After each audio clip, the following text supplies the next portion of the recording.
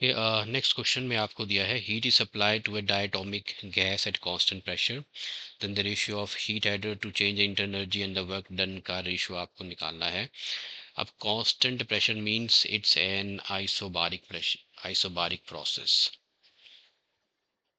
So there is no change in pressure at constant pressure. अब आप सबसे पहले आपको फाइंड आउट करना है हीट सप्लाइड, फाइंड आउट कर लेते हैं सबसे पहले। So heat supplied is equal to, इस केस में आइसोबारिक में कांस्टेंट प्रेशर पे जो हीट हम कैलकुलेट करेंगे वो हम कैलकुलेट करेंगे using molar specific heat at constant pressure. So molar specific heat at constant pressure, so this will be equal to n into molar specific at constant pressure into the change in temperature. ये भी पता नहीं है, ये भी पता नहीं है। I can molar specific heat at constant pressure जो है वो मैं फाइंड आउट कर सकता हूँ यहाँ पे। देखो, ये डायटोमिक गैस है जैसे कि N2 या O2, इसके लिए जो डिग्रीज ऑफ फ्रीडम है वो है 5।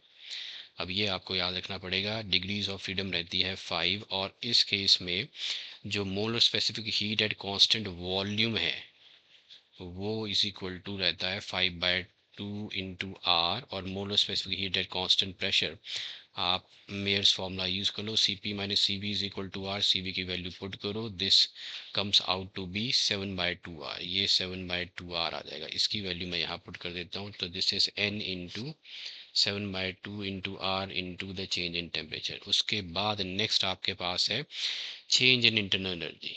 अब चेंज इन इंटरनल एनर्जी के लिए जो हम फॉर्मूला यूज करेंगे दैट इज n इंटू, ये यूज करेंगे for the change in the internal energy, so number of moles into the molar specific heat at constant volume into the change in temperature। अब इस case में ये हमने क्यों use किया है, क्योंकि जो इंटरनल एनर्जी है वो सिर्फ और सिर्फ डिपेंड करती है टेम्परेचर पे और डिग्रीज ऑफ फ्रीडम पे, यहाँ पे इस पे डिपेंड करती है। अब इसमें इसमें फ़र्क नहीं पड़ता है कि प्रेशर कांस्टेंट है या कांस्टेंट वॉल्यूम है, फॉर्मूला हमेशा ही यही रहेगा, यही रहेगा। ओके, तो इसमें भी मैं मोलर स्पेसिफिक कांस्टेंट वॉल्यूम की वैल्यू ला देता हूँ 5/2 into R, so this is the change in the internal energy, इस इक्वेशन 2 है। अब रह गया आपका वर्क डन। तो वर्क डन के लिए फॉर्मूला हम यूज़ कर लेंगे यहाँ पे, work done is equal to रहता है आइसोबारिक प्रोसेस के लिए work done is equal to रहेगा P into the change in volume. अब आइडल गैस इक्वेशन अगर आप लगा लो यहाँ पे फॉर, तो ये आपका P V is equal to क्या रहता है, P V is equal to रहता है एन इंटू आर टी। ये change in volume will give us the change in the temperature, तो ये आपका आ जाएगा n into R into delta T. Okay, अब ये तीन आपके पास है यहाँ पे।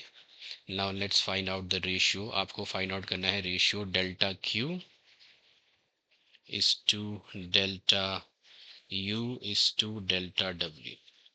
ओके, मैं यहाँ पे डालता हूँ इन सब की वैल्यूज।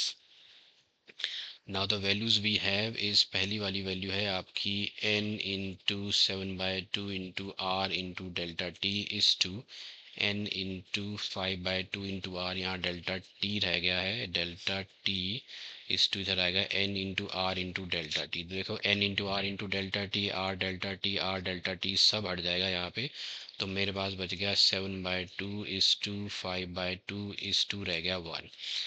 ओके, इन सब को 2 से डिवाइड कर दे तो 7:5:2 आपका रिक्वायर्ड रेशियो है। तो अगर आप गिवन ऑप्शंस में देखो तो आपका जो 7:5:2 force is the correct option.